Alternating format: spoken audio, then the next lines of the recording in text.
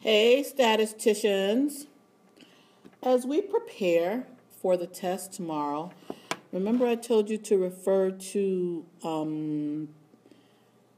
the test question 8.13 from our textbook. And as we look at this, let's recognize I changed it. So instead of you having raw data, the information that you see up here is what you will be given. So as we start our four-step process, which is still the same result, constructing and interpreting the confidence interval.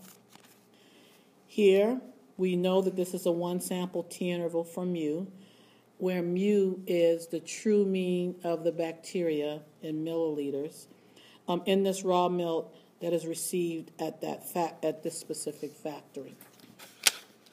Next, step 2, our conditions and assumptions. Okay, now I put right here the sigma's unknown, and the reason I put it here is because since it's a t, the sigma being unknown confirms the idea that it's a t interval.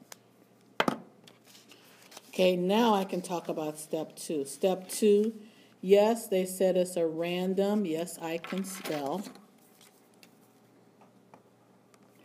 Random sample of 10 1 milliliter containers, okay, of specimen of the milk. Next, here, as I look at the idea of independence, okay, so we have a big enough sample. Now, normality is my issue.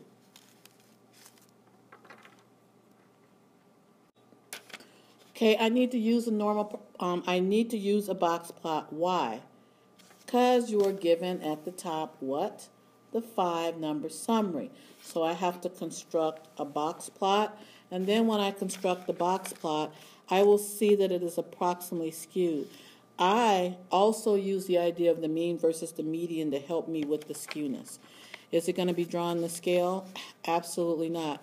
All we are concerned about is if it's slightly skewed.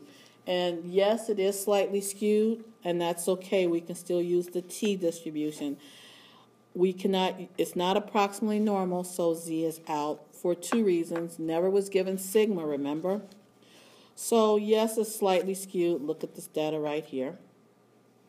Okay, if we look at the numbers that we had up here, it also confirms it. But that's not enough. In order to use the t distribution, please remember that we've also got to check out to see if there's any outliers. So here, outliers is the question. And as I look at that, my question is if there are outliers. Okay, here is my outlier formula. I have the IQR written here. The only reason I went vertical is because of space. So as I do the math, we find that here a low-end outlier is going to be anything below the 4,175, and a high-end is going to be anything above the 5,735. Let's remind ourselves that the min is 4,500, and the maximum is 5,370. So basically, that means that there are no outliers, high end nor low end. So let's recap so far. Here, we had to check to confirm normality by a box plot and by using the formula for the outliers. And I need to correct this up right here. Now, I said I needed to redo that, but the reality is I just wasted my time.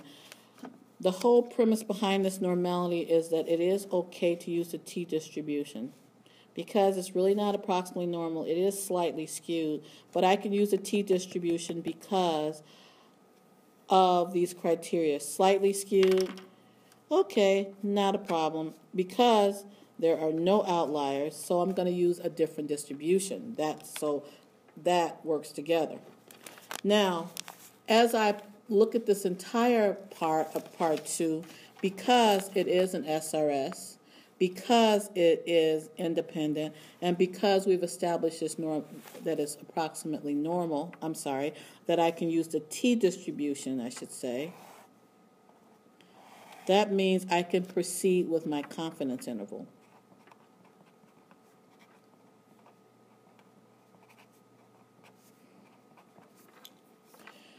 Which takes me to part 3.